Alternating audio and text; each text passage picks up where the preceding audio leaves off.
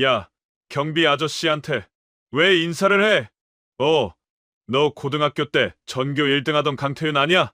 인생 한 번 꼬이면 답 없네. 고급 오피스텔 로비에서 경비복을 입은 한 남자가 걸레를 꽉 쥔 채 고개를 숙이고 있었습니다.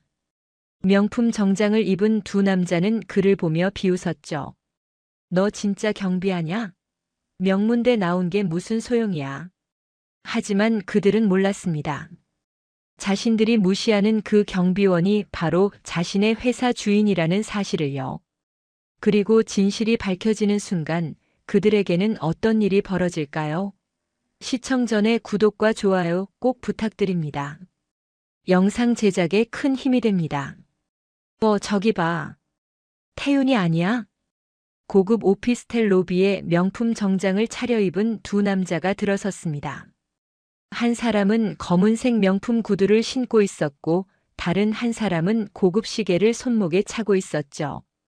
그들의 시선이 로비 한쪽에서 바닥을 닦고 있는 경비복 차림의 남자에게 멈췄습니다. 강태윤?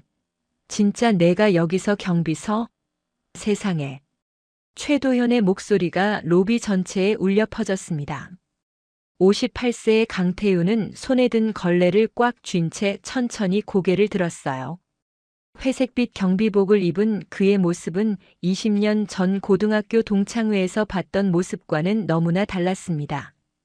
도현과 함께 있던 박재혁이 태윤을 위아래로 훑어보며 혀를 찼죠. 그러게. 명문대 나왔다고 잘난 척하더니 인생 이렇게 됐네. 우리 회사 건물인데 앞으로 자주 보겠다. 태윤은 아무 말도 하지 않았습니다. 그저 손에 든 걸레를 더욱 꽉 쥐었을 뿐이었어요. 손마디가 하얗게 변할 정도로 힘을 주었지만 그의 얼굴에는 아무런 표정도 드러나지 않았죠. 도현이 한 걸음 더 다가왔습니다. 우리 이 빌딩에 입주한 IT 기업 임원이거든. 태윤아, 로비 깨끗하게 관리 잘해야 해. 도현의 말투에는 노골적인 우월감이 묻어났습니다. 재혁도 팔짱을 끼고 태윤을 내려다보며 고개를 끄덕였어요. 두 사람의 시선에는 동정과 비웃음이 뒤섞여 있었죠. 태윤은 여전히 말이 없었습니다. 그저 고개를 한번 끄덕이고는 다시 걸레질을 시작했어요. 에이, 대답은 해야지. 우리가 말 거는데. 재혁이 짜증스러운 목소리로 말했습니다. 그 순간 태윤의 입가에 희미한 미소가 스쳤어요. 아주 짧은 순간이었지만 그 미소에는 묘한 여유가 담겨 있었습니다. 도현과 재혁은 그 미소를 보지 못했죠. 그들은 이미 엘리베이터를 향해 걸어가고 있었으니까요. 아, 참. 태윤아. 도현이 엘리베이터 앞에서 뒤돌아봤습니다. 우리 12층에 있어. 나중에 심부름 시킬 일 있으면 연락할게. 두 사람이 엘리베이터에 올라타고 문이 닫히자 로비는 다시 고요해졌습니다. 태윤은 걸레를 헹구며 천천히 고개를 들었어요. 그의 눈빛은 차분했고 입가의 미소는 조금 더 선명해졌습니다. 두 사람은 아직 몰랐죠. 자신들이 발을 디디고 있는 이 건물의 진짜 주인이 누구인지를요. 태윤은 걸레를 다시 짜며 혼잣말처럼 중얼거렸습니다. 재미있겠네. 로비 한쪽 벽면에는 건물 안내판이 걸려 있었어요. 1층부터 15층까지의 입주 현황이 적혀 있었죠. 12층에는 퓨처테크라는 회사명이 선명하게 적혀 있었습니다. 태윤의 시선이 그 글자 위에 잠시 머물렀어요. 그리고는 다시 바닥을 향했죠. 창문 너머로 햇살이 쏟아져 들어왔습니다. 로비 바닥의 대리석이 반짝이며 빛을 반사했어요. 태윤은 그 빛을 따라 천천히 걸레질을 했습니다. 한 걸음 한 걸음 옮길 때마다 바닥은 더욱 깨끗해졌죠. 마치 과거의 흔적을 지워내듯 태윤은 묵묵히 자신의 일을 계속했습니다. 엘리베이터 안에서 도현과 재혁은 여전히 태윤 이야기를 하고 있었어요. 진짜 인생 한순간이다. 고등학교 때는 전교 1등이었잖아. 재혁이 고개를 저었습니다. 그래봤자 뭐해. 지금 경비잖아. 우리가 훨씬 잘 살지. 도현이 거울에 비친 자신의 모습을 만족스럽게 바라보며 넥타이를 매만졌어요. 두 사람의 대화는 12층에 도착할 때까지 계속됐습니다. 하지만 그들은 몰랐죠. 바로 그 순간 1층 로비에서 태윤이 어떤 표정을 짓고 있는지를요. 태윤은 걸레를 버킷에 넣고 허리를 폈습니다. 창밖을 바라보며 깊게 숨을 들이마셨어요. 서울 시내가 한눈에 내려다 보이는 이 건물은 그가 20년간 공들여 지은 것이었습니다. 한 평 한 평 땀으로 일궈낸 결과물이었죠. 좋아요와 구독 눌러주시면 반전 스토리가 시작됩니다. 태윤의 미소는 더 이상 사라지지 않았습니다. 한 달 전 태윤은 15층에 있는 자신의 사무실 서재에 앉아 있었습니다. 책상 위에는 건물 관리 현황을 담은 두툼한 파일이 놓여 있었어요. 그는 안경을 벗고 눈을 감았죠. 피곤함이 밀려왔지만 잠은 오지 않았습니다. 서재 한쪽 벽에는 아내와 함께 찍은 사진이 걸려 있었어요. 5년 전 암으로 세상을 떠난 아내의 미소가 액자 속에서 여전히 환하게 빛나고 있었죠. 태윤은 그 사진을 바라보며 긴 한숨을 내쉬었습니다. 여보, 딸아이가 또 미국에서 연락 왔어요. 바빠서 올해도 못 온대요. 빈 공간을 향해 말을 걸었지만 대답은 없었습니다. 외동딸은 미국에서 의사로 일하고 있었어요. 자랑스러웠지만 동시에 쓸쓸했죠. 넓은 사무실에 혼자 앉아 있으면 고요함이 너무 무거웠습니다. 따르릉. 책상 위 전화기가 울렸어요. 태윤은 수화기를 들었습니다. 여보세요, 강 사장님. 경비용역 업체입니다. 무슨 일이세요? 태윤의 목소리는 차분했습니다. 죄송한데요, 사장님. 이번 달에도 경비원이 또 그만뒀습니다. 벌써 4번째예요. 전화기 너머로 담당자의 난처한 목소리가 들려왔어요. 태윤은 펜을 돌리며 생각에 잠겼죠. 그럼 당분간 제가 직접 할게요. 네. 사장님이 직접요? 그게 무슨? 예, 시간도 많고 건물도 제대로 관리하고 싶어요. 문제 없습니다. 담당자는 한동안 말을 잇지 못했습니다. 건물주가 직접 경비 일을 한다는 건 전례가 없는 일이었으니까요. 하지만 태윤의 목소리에는 확신이 담겨 있었어요. 알겠습니다, 사장님. 경비복은 제가 준비해드리겠습니다. 전화를 끄는 태윤은 의자 등받이에 몸을 기댔습니다. 창밖으로 도시의 불빛이 반짝이고 있었어요. 그는 과거를 떠올렸죠. 젊은 시절 태윤은 건설 현장에서 막노동부터 시작했습니다. 햇볕 아래서 땀을 흘리며 벽돌을 나르고 시멘트를 섞었어요. 손에는 굳은 살이 박혔고 허리는 늘 아팠죠. 하지만 포기하지 않았습니다. 조금씩 돈을 모았고 작은 토지를 매입했어요. 그리고 부동산 개발로 사업을 확장했죠. 아내는 그 모든 과정을 함께 했습니다. 현장을 누비며 직접 관리 감독을 하고 밤늦게까지 장부를 정리했어요. 두 사람은 팀이었죠. 여보, 직접 발로 뛰어야 진짜 보여요. 그게 우리 방식이잖아요. 아내의 목소리가 귓가에 맴돌았습니다. 태윤은 눈을 감고 그 목소리에 귀를 기울였어요. 아내가 떠난 후 건물 관리는 용역업체에 맡겼었죠. 하지만 뭔가 허전했습니다. 직접 보고 만지지 않으니 건물이 낯설게 느껴졌어요. 이것도 나쁘지 않겠네. 운동도 되고. 태윤은 자리에서 일어났습니다. 서재 한쪽에는 아내와 함께 찍은 사진이 더 있었어요. 건물 준공식 날 찍은 사진이었죠. 두 사람 모두 환하게 웃고 있었습니다. 태윤은 그 사진을 한참 바라보다가 천천히 고개를 끄덕였어요. 다음 날 아침 태윤은 경비복을 입었습니다. 거울 속 자신의 모습이 낯설었어요. 하지만 불편하지는 않았죠. 오히려 마음이 편해졌습니다. 무언가를 다시 시작하는 기분이었어요. 엘리베이터를 타고 1층으로 내려갔습니다. 로비는 아직 조용했어요. 출근 시간 전이라 사람들이 많지 않았죠. 태우는 청소 도구함을 열고 걸레를 꺼냈습니다. 물을 적셔 바닥을 닦기 시작했어요. 걸레를 움직일 때마다 바닥이 깨끗해졌습니다. 대리석의 무늬가 선명하게 드러났어요. 태우는 묵묵히 일했죠. 손에 익은 움직임이었습니다. 젊은 시절 현장에서 일하던 기억이 되살아났어요. 창밖으로 해가 떠올랐습니다. 따뜻한 햇살이 로비를 가득 채웠어요. 태우는 잠시 손을 멈추고 창밖을 바라봤습니다. 도시가 깨어나고 있었죠. 사람들이 하나둘 출근길에 나섰고 거리는 활기를 띠기 시작했어요. 아내가 살아있었다면 뭐라고 했을까요? 아마 웃으며 함께 걸레를 들었을 거예요. 둘이서 나란히 바닥을 닦으며 이런저런 이야기를 나눴겠죠. 태윤의 입가에 미소가 번졌습니다. 로비 한쪽에 있는 화분에 물을 주었어요. 초록 잎사귀가 햇빛을 받아 반짝였습니다. 태윤은 화분을 쓰다듬으며 중얼거렸죠. 잘 자라고 있네. 엘리베이터 문이 열렸습니다. 첫 출근자가 도착한 거예요. 태윤은 고개를 숙여 인사했습니다. 상대방도 가볍게 고개를 끄덕이며 지나갔죠.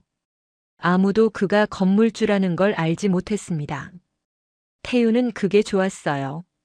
조용히 자신의 일을 하면서 건물을 지켜보는 게 마음에 들었죠. 경비복 안에 숨겨진 진짜 정체는 아무도 몰라도 괜찮았습니다. 중요한 건 이 건물이 잘 관리되고 있다는 거였으니까요. 하루가 저물어갔습니다.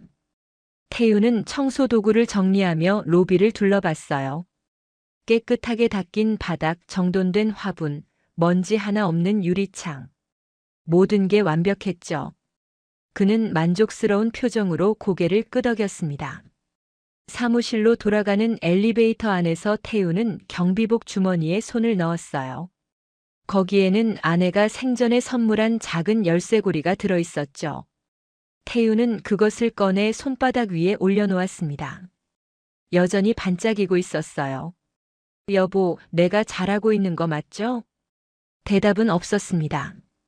하지만 태윤은 알 수 있었어요. 아내가 웃으며 고개를 끄덕이고 있을 거라는 걸요.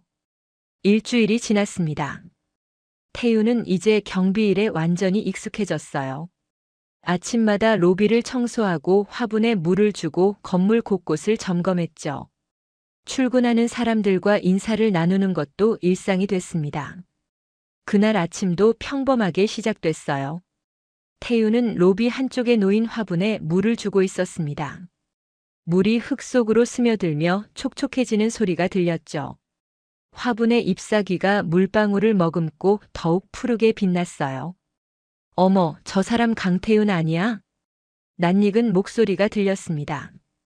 태윤은 고개를 들었어요. 정문 쪽에서 두 남자가 걸어오고 있었죠. 명품 정장에 반짝이는 구두를 신은 그들의 모습이 눈에 들어왔습니다. 헐, 진짜네. 강태윤. 오랜만이다. 박재혁이었습니다. 고등학교 3학년 때 같은 반이었던 친구였죠. 옆에 있는 최도현도 태윤을 알아봤어요. 두 사람은 빠른 걸음으로 다가왔습니다. 도현이, 재혁이. 정말 오랜만이네. 태윤은 물뿌리개를 내려놓고 일어섰습니다. 경비복 소매를 가볍게 털며 미소를 지었어요. 하지만 두 사람의 표정은 달랐죠. 놀라움과 당혹감이 뒤섞여 있었습니다. 너 진짜 여기서 경비서? 도현이 태윤을 위아래로 훑어봤어요. 경비복 차림의 태윤을 보는 그의 눈빛에는 묘한 우월감이 담겨 있었습니다. 명문대 나왔다며? 대학 어디 갔었지? 연대였나? 재혁이 팔짱을 끼고 물었습니다. 태윤은 고개를 끄덕였어요. 응, 연대 나왔어. 와, 그런데 경비를. 인생 참 아이러니하다. 재혁의 말투에는 동정과 비웃음이 섞여 있었습니다. 도현도 고개를 저으며 혀를 찼어요. 우리는 이 빌딩 12층에 입주한 회사 임원이고. 너 우리 회사 알아? 퓨처테크. 몰라. 태윤의 대답은 짧았습니다. 도현의 얼굴에 약간의 불쾌함이 스쳤어요. 요즘 대박 나는 IT 기업이야. 직원만 300명이고 매출도 어마어마해. 우리 둘 다 임원이거든. 재혁이 자랑스럽게 말했습니다. 손목의 고급 시계를 살짝 드러내 보이는 듯한 동작이었어요. 태우는 조용히 고개를 끄덕였죠. 그렇구나. 축하해. 뭐 축하할 것까지야. 당연한 거지. 우리 실력이 있으니까. 도현이 어깨를 으쓱했습니다. 그의 시선이 다시 태훈의 경비복으로 향했어요. 근데 태훈아, 너 정말 경비밖에 못 구했어? 다른 일은 왜 안 해? 그냥 이 일이 좋아서. 태훈의 대답에 두 사람이 눈을 마주쳤습니다. 믿기 어렵다는 표정이었어요. 에이, 솔직히 말해. 나이 들어서 취직 안 되지. 우리 나이면 재취업 어렵잖아. 재혁이 태훈의 어깨를 툭 쳤습니다. 친근한 척하는 동작이었지만 그 안에는 우월감이 묻어났어요. 아무튼 앞으로 자주 볼 텐데 로비 관리 잘 부탁해. 우리 중요한 고객들 많이 오거든. 첫인상이 중요하잖아. 도현이 주변을 둘러보며 말했습니다. 여기 바닥 좀 더 깨끗하게 닦고 저기 화분도 좀 더 신경 써. 우리 회사 이미지가 걸려 있으니까. 태우는 아무 말 없이 고개만 끄덕였어요. 그의 침묵을 순종으로 받아들인 두 사람은 만족스러운 표정을 지었죠. 그래, 이해해. 경비도 쉬운 일은 아니지. 열심히 해. 재혁이 마지막으로 태훈의 어깨를 두드렸습니다. 그리고 도현과 함께 엘리베이터로 향했어요. 두 사람의 뒷모습을 바라보는 태훈의 표정은 평온했습니다. 엘리베이터 안에서 도현과 재혁의 대화가 들렸어요. 와, 진짜 충격이다. 강태훈이 경비라니. 인생 한순간이야, 정말. 고등학교 때는 우리보다 공부 잘했잖아. 그래봤자 뭐해. 지금은 우리가 훨씬 위지. 엘리베이터 문이 닫히며 두 사람의 목소리가 사라졌습니다. 태훈은 다시 물뿌리개를 들었어요. 화분에 물을 주며 작게 중얼거렸죠. 재미있는 한 달이 되겠네. 로비로 햇살이 쏟아져 들어왔습니다. 유리창을 통과한 빛이 바닥에 무늬를 만들었어요. 태훈은 그 빛을 따라 천천히 걸었습니다.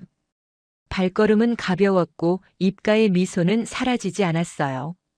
12층에 도착한 도현과 재혁은 여전히 태훈 이야기를 하고 있었습니다. 우리 회사 건물인데 동창이 경비하고 있으니까 좀 민망하긴 하다. 뭐가 민망해? 그냥 인생 실패한 거지. 우리랑 비교하면 안 되는 거야. 두 사람은 웃으며 사무실로 들어갔어요. 하지만 그들은 몰랐죠. 자신들이 디디고 선 그 바닥의 주인이 바로 아래층에서 물뿌리개를 들고 있다는 사실을요. 며칠이 지났습니다. 도현과 재혁은 태훈을 볼 때마다 말을 걸었어요. 하지만 그들의 태도는 점점 더 건방져졌죠. 태훈아. 도현이 로비에 들어서자마자 큰 소리로 불렀습니다. 손에는 무거운 골프백을 들고 있었어요. 태훈이 고개를 들자 도현은 골프백을 바닥에 툭 내려놓았습니다. 이거 12층까지 좀 올려줘. 무거워서 못 들겠어. 태훈은 골프백을 바라봤어요. 고급 브랜드였습니다. 개인 짐은 직접 가져가셔야. 에이, 엘리베이터 타는 김에 잠깐만. 우리 예전에 친구였잖아. 이 정도 부탁도 못 들어줘? 도현의 목소리에는 명령조가 섞여 있었습니다. 친구라는 말을 하면서도 그의 태도는 상사가 부하에게 하는 것 같았어요. 태훈은 잠시 망설이다가 골프백을 들었죠. 고마워. 12층 우리 회의실에 두면 돼. 도현은 그 말을 남기고 먼저 엘리베이터에 올라탔습니다. 태훈은 무거운 골프백을 들고 천천히 뒤따라갔어요. 엘리베이터 안에서 도현은 거울을 보며 넥타이를 매만졌습니다. 요즘 골프 레슨 받는데 실력이 늘더라. 너는 골프 쳐봤어? 아니. 아, 당연하지.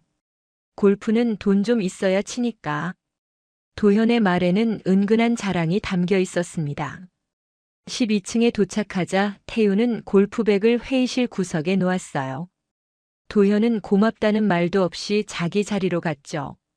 다음 날은 재혁이었습니다.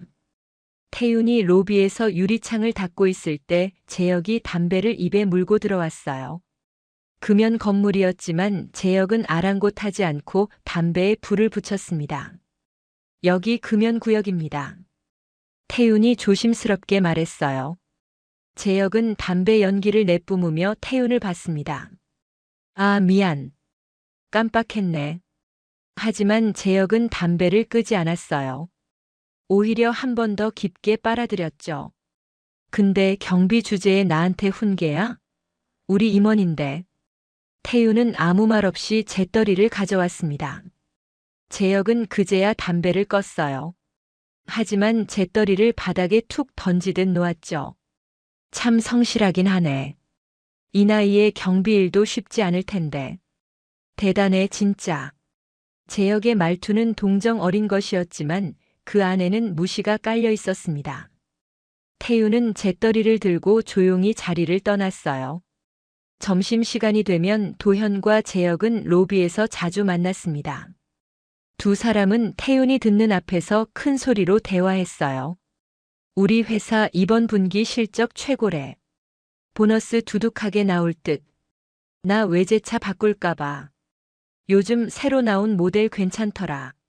재혁이 자랑스럽게 말했습니다. 그의 시선이 태윤에게 향했어요. 태윤이는 못 타? 아, 경비는 대중교통 타겠구나. 차 유지비도 만만치 않으니까. 도현이 웃으며 거들었습니다. 그러게. 우리는 주차비만 한 달에 50만 원 넘게 나오는데. 두 사람의 대화는 계속됐습니다. 태윤은 멀리서 바닥을 닦으며 그들의 말을 들었어요. 하지만 표정은 변하지 않았죠. 어느 날 저녁 도현이 여자 직원과 함께 로비를 지나갔습니다. 태윤이 화분을 옮기고 있을 때였어요. 우리 경비 아저씨 태윤이야. 고등학교 동창인데 인생 꼬였지 뭐야. 도현이 태윤을 가리키며 여자 직원에게 말했습니다. 여자 직원은 난처한 표정을 지었지만 도현은 신경 쓰지 않았어요. 명문대 나왔는데 이렇게 됐어. 그래서 인생은 학벌이 다가 아니라니까. 태윤은 화분을 내려놓고 두 사람을 바라봤습니다. 도현은 여전히 웃고 있었어요. 하지만 태윤의 눈빛은 차가웠죠. 다음 날 아침 재혁이 고급 음식 배달을 시켰습니다. 일식당에서 온 점심이었어요. 태윤이 편의점 도시락을 먹고 있을 때 재혁이 다가왔습니다. 태윤아, 편의점 도시락? 힘들겠다. 우리 남은 거 줄까? 재혁의 말투는 친절한 척했지만 그 안에는 우월감이 가득했어요. 태윤은 고개를 저었습니다. 괜찮아요. 에이, 그냥 먹어. 버릴 건데. 재혁은 일식 도시락 하나를 태윤 앞에 놓았어요. 하지만 태윤은 손도 대지 않았죠. 재혁은 어깨를 으쓱하며 돌아갔습니다. 자존심은 또 왜 그렇게 세? 경비 주제에. 재혁의 중얼거림이 들렸습니다. 태윤은 자신의 도시락을 계속 먹었어요. 얼굴에는 아무런 표정도 없었습니다. 며칠이 지나면서 도현과 재혁의 태도는 더욱 거만해졌어요. 그들은 태윤을 완전히 무시하기 시작했습니다. 인사도 하지 않았고 지나갈 때 어깨를 부딪히기도 했죠. 어느 날 오후 도현이 로비에서 전화 통화를 하고 있었습니다. 목소리가 컸어요. 우리 회사 빌딩 좋지. 강남 한복판이라 접근성도 좋고 경비도 친절하고 뭐 좀 늙긴 했지만. 도현은 태윤을 흘끗 보며 웃었습니다. 태윤은 걸레를 짜서 다시 바닥을 닦았어요. 손동작은 여전히 일정했고 표정도 변하지 않았습니다. 로비를 오가는 사람들만 분주하게 움직였죠. 누구도 이 중년의 경비원이 이 건물의 주인이라고는 상상하지 못했습니다. 야, 이쪽으로 가져오라니까. 도현이 옆 직원에게 소리를 치더니 다시 태윤을 불렀어요. 태윤아, 오늘 저녁에 우리 회사에 중요한 손님 온다. 로비에 쓰레기 하나도 보이면 안 돼. 알겠지? 알겠습니다. 태윤의 목소리는 짧고 단단했어요. 도현은 대답만 들으면 만족한 듯 고개를 끄덕였습니다. 그래, 그래도 말은 잘 들어. 이런 건 마음에 들어. 재혁도 옆에서 비웃듯 웃었습니다. 사람은 자리를 알아야 해. 자기 위치를 알고 조용히 사는 게 편한 거야. 두 사람의 말은 칼날처럼 날카로웠지만 태우는 그 칼날을 잡지 않았어요. 대신 청소도구함을 향해 걸어가며 로비 구석구석을 다시 살폈습니다. 벽면 조명, 안내판, 화분 위치까지 하나하나 눈에 담았죠. 건물주로서 그리고 경비로서 해야 할 일을 놓치지 않았습니다. 그날 밤 로비의 조명이 조금 더 밝게 느껴졌습니다. 바닥은 거울처럼 반짝였고 유리문에는 손자국 하나 없었죠. 늦게 퇴근하던 젊은 직원 한 명이 문득 중얼거렸어요. 와, 여기 로비는 맨날 깨끗하다. 태우는 그 말만으로도 충분했어요. 작은 미소가 입가에 번졌습니다. 하지만 이 평온함은 오래가지 않았습니다. 위층에서는 전혀 다른 일이 벌어지고 있었으니까요. 다음 주 태우는 15층 자신의 사무실에 앉아 임대차 계약서를 정리하고 있었습니다. 책상 위에는 층별 임대 계약서가 층 순서대로 깔끔하게 정리돼 있었어요. 태우는 페이지를 넘길 때마다 임대료, 계약 기간, 옵션 항목을 꼼꼼하게 확인했습니다. 12층 퓨처테크. 태윤의 손이 멈췄습니다. 계약서 상단에 적힌 회사 이름이 눈에 들어왔어요. 두꺼운 계약서 마지막 장에는 계약 만료일이 선명하게 적혀 있었습니다. 2달 후였죠. 벌써 그렇게 됐나. 태윤은 고개를 약간 젖히고 천장을 바라봤어요. 세월이 참 빠르다고 느꼈습니다. 퓨처테크가 입주했을 때가 떠올랐죠. 젊은 대표가 자신감 넘치는 얼굴로 인사를 하던 날이었습니다. 그때 전화기가 울렸습니다. 부동산 중개인의 번호였어요. 예, 태윤입니다. 사장님, 큰일까지는 아니고요. 그런데 하나 알려드려야 할 것 같아서요. 무슨 일인데요? 중개인의 목소리가 낮아졌습니다. 퓨처테크 요즘 자금 사정이 안 좋다는 소문이 있어요. 외부 투자도 끊기고 내부에서도 말이 많대요. 그래요? 겉으로는 잘 나가는 것 같던데. 태윤은 창밖을 바라봤어요. 12층 방향으로 시선이 자연스럽게 향했습니다. 매일 아침 저녁 자신을 내려다보는 도현과 재혁의 표정이 떠올랐습니다. 겉모습은 허세죠. 실적 부풀리기로 유명해요. 곧 구조조정 들어간다는 얘기도 들었습니다. 중개인의 말은 단호했습니다. 태윤은 잠시 가만히 서류를 바라봤어요. 알겠습니다. 정보 고마워요. 전화를 끊은 뒤 태윤은 컴퓨터를 켜고 시장 조사를 시작했습니다. 근처 비슷한 평수의 오피스 임대 시세를 하나하나 비교했어요. 다른 건물의 임대료는 월 2,500에서 3,500까지 다양했죠. 입지, 건물 연식, 관리 수준에 따라 가격이 달랐습니다. 현재 퓨처테크가 내는 임대료는 월 2천만 원이었습니다. 태윤은 숫자를 보고 잠시 눈을 감았어요. 너무 싸게 줬네. 시장 평균을 다시 계산했습니다. 비슷한 위치, 비슷한 조건이라면 최소 3천만 원은 받는 게 맞았어요. 태윤은 메모장에 숫자를 적었습니다. 3천만 원. 숫자 하나가 종이에 적히는 순간 젊은 시절의 기억이 떠올랐습니다. 첫 사업이 실패했던 때였죠. 투자금을 날리고 은행 대출 독촉장을 쌓아두고 살던 시기였습니다. 동창회에 나갔다가 들었던 말이 아직도 선명했어요. 야, 태윤이 너 사업 망했다며? 그래서 안 왔구나. 최도현의 목소리였습니다. 사람들 앞에서 몇 번이나 같은 말을 반복했었죠. 명문대 나온 게 무슨 소용이야. 인생은 타이밍이지. 그때 투자 들어갔어야 했는데. 박재혁도 덧붙여서 웃었어요. 그날 이후로 태윤은 동창회에 나가지 않았습니다. 상처가 깊었죠. 하지만 그 상처 덕분에 더 독하게 버텼고 결국 이 건물을 지어 올렸습니다.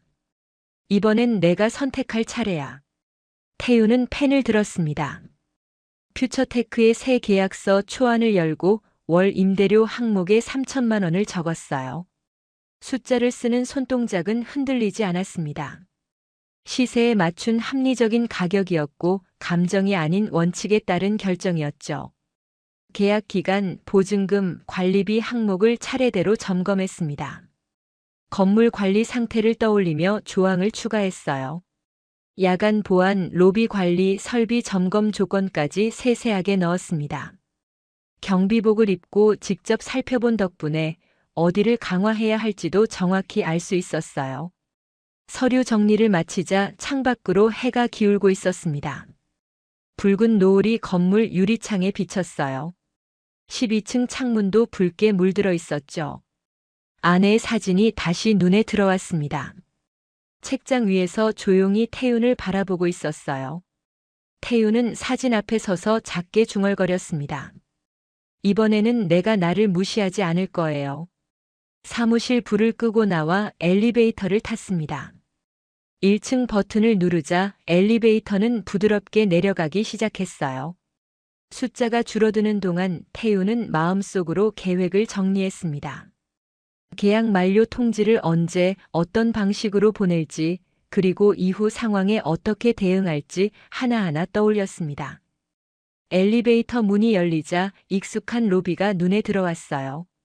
청소도구함이 제자리에 있었고 화분은 푸르게 잘 자라고 있었습니다. 태윤은 다시 경비복 소매를 걷어 올렸습니다. 며칠 후 퓨처테크 앞으로 한 통의 공문이 발송됐습니다. 발신인은 건물주 강태윤, 수신인은 퓨처테크 대표. 내용은 간단했어요. 계약 만료 2개월 전 통지, 갱신 10월 임대료 3천만 원. 계약 조건 일부 조정 안내까지 담겨 있었죠. 퓨처테크 회의실에 긴장된 공기가 감돌았습니다. 대표와 최도현, 박재혁이 한자리에 모여 공문을 바라보고 있었어요. 건물주가 미쳤나? 갑자기 임대료를 이렇게 올려? 대표가 목소리를 높였습니다. 공문 위에 숫자 3천만 원을 손가락으로 톡톡 두드렸어요. 지금도 빠듯한데 이걸 어떻게 내라는 거야? 도현이 조심스럽게 말했습니다. 대표님, 제가 건물주한테 직접 연락해 보겠습니다. 혹시 아는 사이일 수도 있고 협상 여지도 있을 수 있으니까요. 대표는 팔짱을 끼고 도현을 바라봤습니다. 아는 사이든 뭐든 깎아내. 지금 회사 사정 안 좋아서 1,000만 원도 부담이야. 도현과 재혁은 서로 눈치를 봤습니다. 둘 다 회사 상황을 잘 알고 있었어요. 외부에는 성장하는 회사라고 떠들었지만 내부 재무 상태는 이미 한계에 다다른 지 오래였죠. 재혁이 입술을 깨물다가 입을 열었습니다. 경비한테 물어보면 건물주 연락처 알지 않을까요? 경비는 이런 정보 잘 알잖아요. 대표는 그 말에 고개를 끄덕였습니다. 그래, 좋다. 경비한테 알아봐. 당장. 다음 날 아침 도현과 재혁은 로비로 내려왔습니다. 태윤은 평소처럼 바닥을 닦고 있었어요. 두 사람은 일부러 다정한 표정으로 다가갔습니다. 태윤아, 잠깐만. 도현이 부드러운 목소리를 냈어요. 예전처럼 비웃는 어조는 감추고 있었습니다.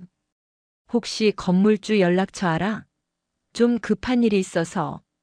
글쎄요, 잘 모르겠는데요. 태윤의 대답은 짧았습니다. 도현의 얼굴이 잠깐 굳었어요. 하지만 곧 억지 미소를 지었습니다. 에이, 경비면 알 거 아니야. 관리실에 그런 정보 다 있잖아. 우리 진짜 급해. 좀 알아봐줘. 부탁이야. 재혁도 옆에서 거들었습니다. 그래, 우리랑 고등학교 친구끼리 이 정도도 못 도와줘? 연락처만 알려줘. 나머진 우리가 알아서 할게.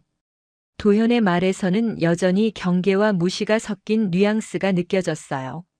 말투는 낮추려고 했지만 오랜 습관이 쉽게 바뀌지는 않았죠.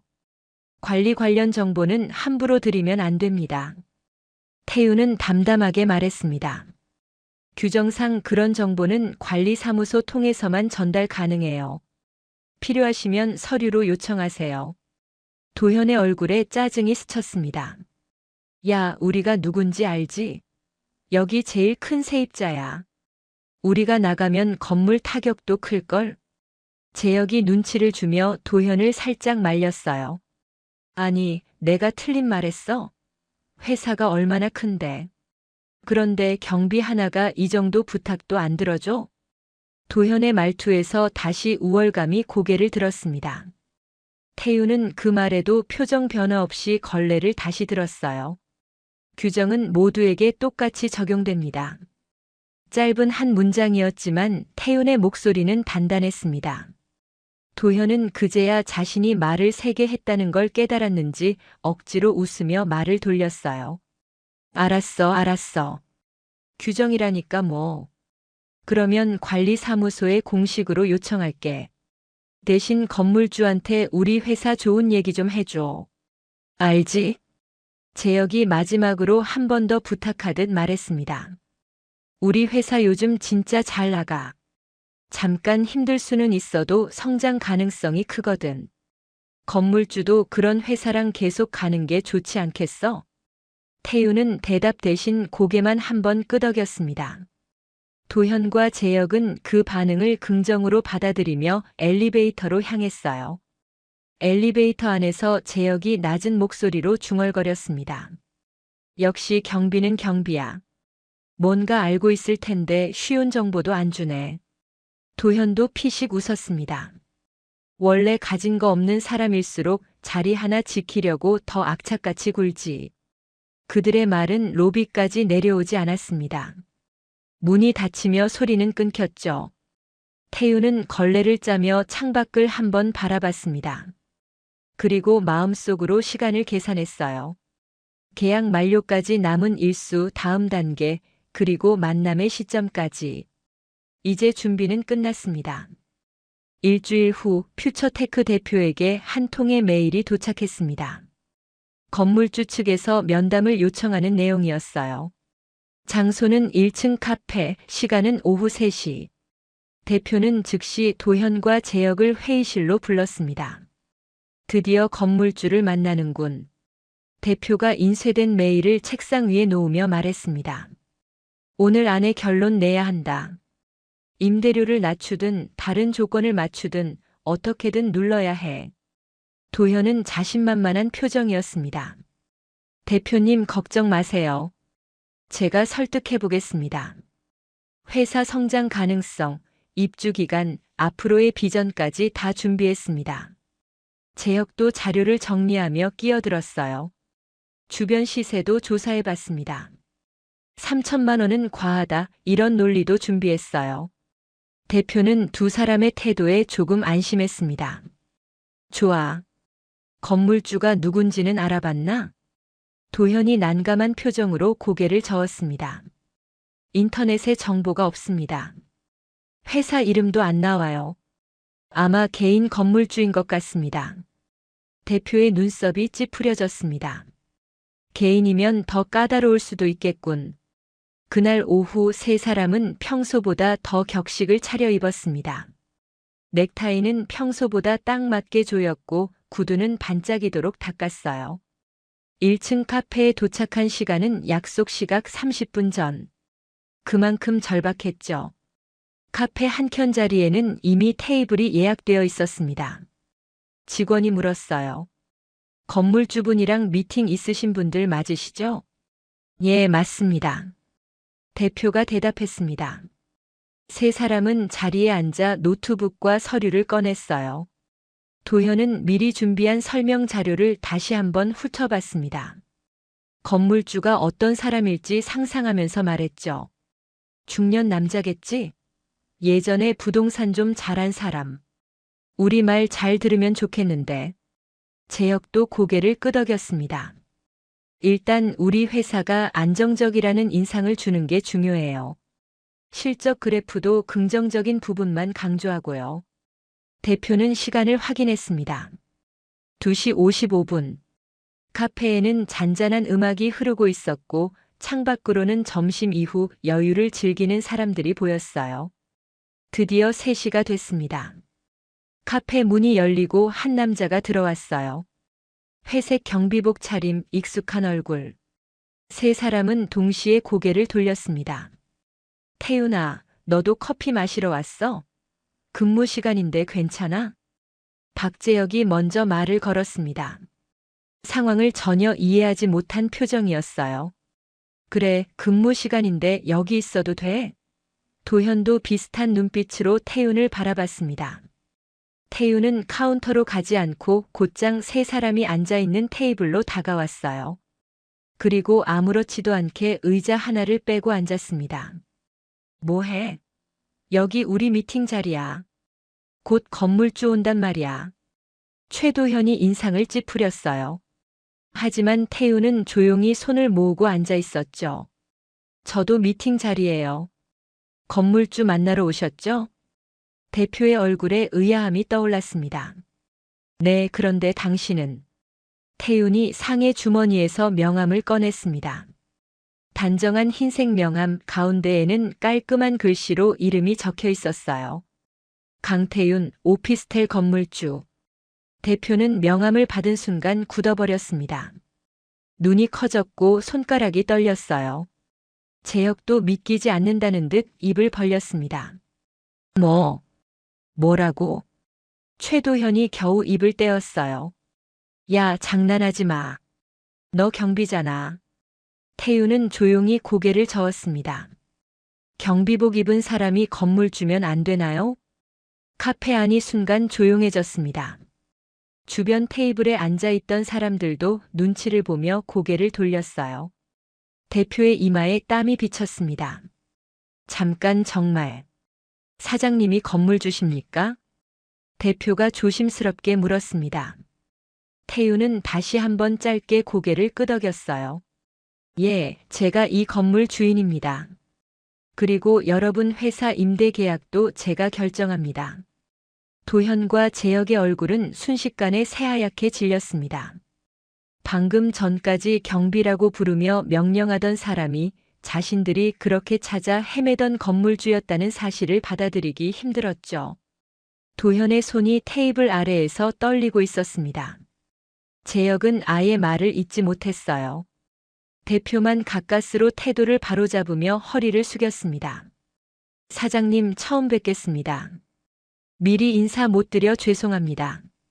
태윤은 대표의 인사를 조용히 받았습니다. 그리고 도현과 재혁을 차례대로 바라봤어요.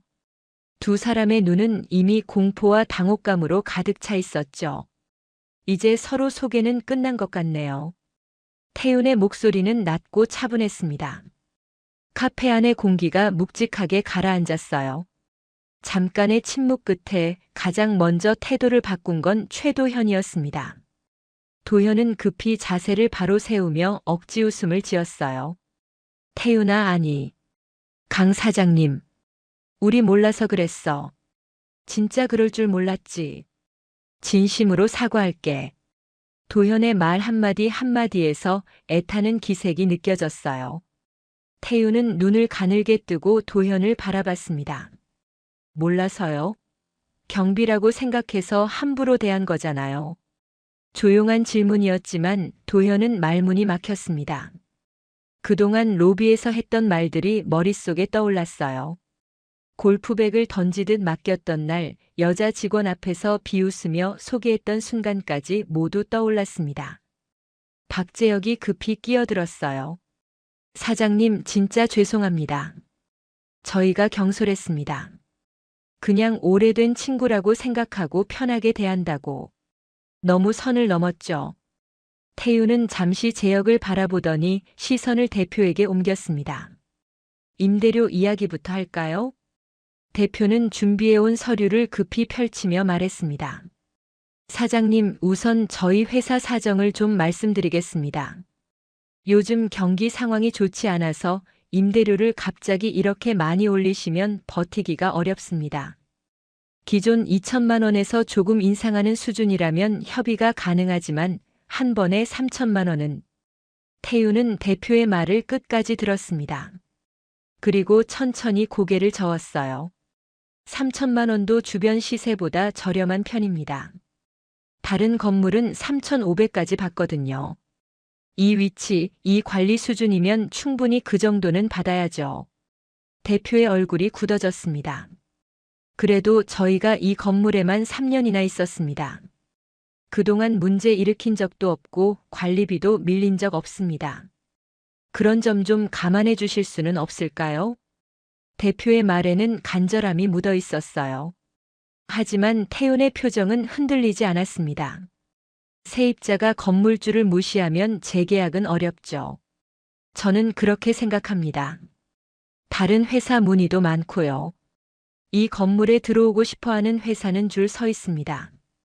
도현이 그때서야 본색을 조금 드러냈습니다. 얼굴이 붉게 변하며 목소리가 높아졌어요. 에휴, 건물 하나 가지고 뭐가 대단하다고. 우리 회사가 얼마나 큰 데인데. 우리 나가면 여기 공실 나는 거 감당할 수 있겠어? 대표가 도현을 말리려 했지만 이미 늦었습니다. 재혁도 얼굴을 감싸주며 눈을 감았어요. 태윤은 잠시 도현을 바라보다가 아주 짧게 웃었습니다. 그렇게 큰 회사면 3천만 원 부담 안 되시겠네요. 도현은 말문이 막혔습니다.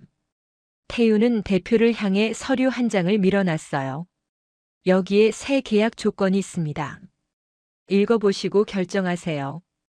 계약 기간, 임대료, 관리 조건 모두 시세에 맞춰 정리했습니다. 대표는 종이를 집어들고 읽기 시작했습니다. 표정은 점점 어두워졌죠. 사실상 선택지는 두 개였습니다.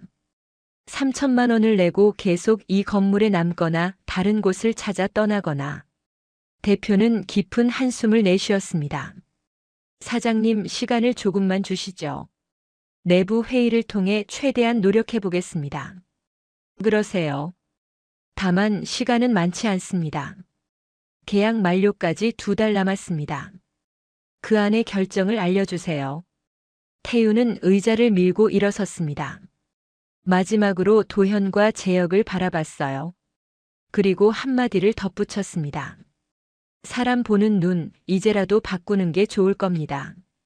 카페를 나서는 태윤의 발걸음은 가벼웠습니다. 문을 열고 나오자 익숙한 로비가 눈에 들어왔어요. 이번에는 경비복을 입은 건물주라는 사실을 아는 사람이 조금 더 늘어난 셈이었죠. 2달 후 퓨처테크는 결국 다른 곳으로 이전했습니다. 충분한 자금을 마련하지 못했고 임대료 협상에도 실패했죠. 새로 구한 건물은 외진 곳이었고 대중교통도 불편했습니다. 직원들 사이에서는 불만이 터져 나왔어요. 왜 이렇게 먼 데로 옮겼대? 출퇴근 시간만 2배가 됐어. 우리 회사 진짜 괜찮은 거 맞냐? 요즘 계속 분위기 안 좋잖아. 웅성거림은 곧 숫자로 나타났습니다. 직원들이 하나둘 회사를 떠나기 시작했어요. 이어서 구조조정이 시작됐고 그 대상에 최도현과 박재혁의 이름도 올라갔습니다. 사무실 한쪽에서 도현이 인사팀장의 말을 듣고 있었습니다. 최 이사님, 회사 상황이 이렇게 된 건 다들 아시잖아요. 권고사직입니다. 적리금은 최대한 맞춰드릴게요. 재혁도 비슷한 통보를 받았습니다. 두 사람은 퇴사 후 몇 번이나 새 직장을 알아보려 했지만 쉽지 않았어요. 나이, 경력, 회사 사정이 모두 발목을 잡았죠.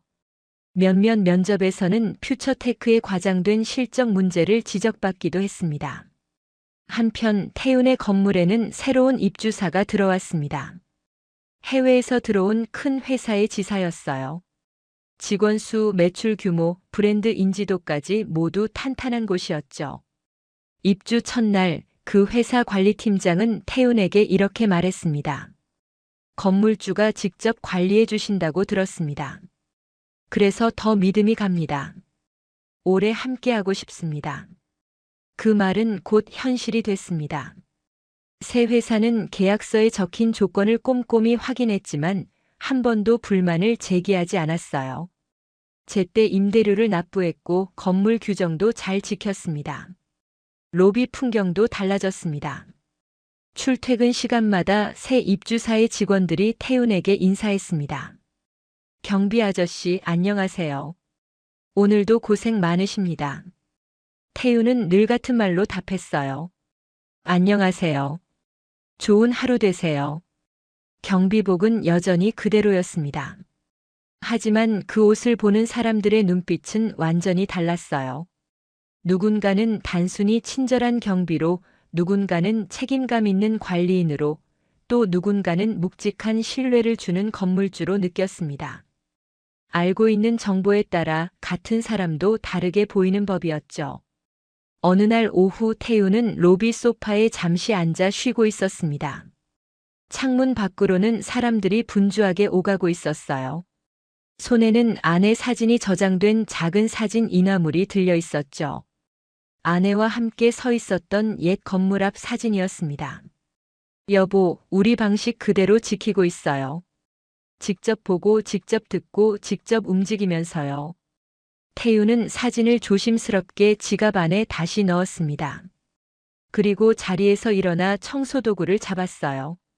화분에 먼지를 털고 쓰레기통을 비우고 바닥을 닦았습니다. 그 모든 움직임이 오랫동안 이 건물을 지키는 의식처럼 자연스러웠습니다. 저녁 무렵 새 입주사 직원 한 명이 퇴근하면서 물었습니다. 경비 아저씨, 여기 혹시 건물주님은 어떤 분이에요? 직접 관리하신다고 들었는데. 태윤은 짧게 웃었습니다. 그냥 이 건물을 아끼는 사람입니다. 직원은 고개를 끄덕이며 웃었어요. 그런 분이라니까 더 믿음이 가네요. 로비에는 다시 잔잔한 음악과 조용한 발자국 소리만 남았습니다. 태윤은 마지막으로 로비를 한번 훑어봤어요. 대리석 바닥, 반짝이는 유리문, 정돈된 화분. 그리고 그 한가운데 서 있는 자신의 모습. 사람을 겉모습으로 판단하고 무시하는 순간 자신의 품격도 함께 무너집니다.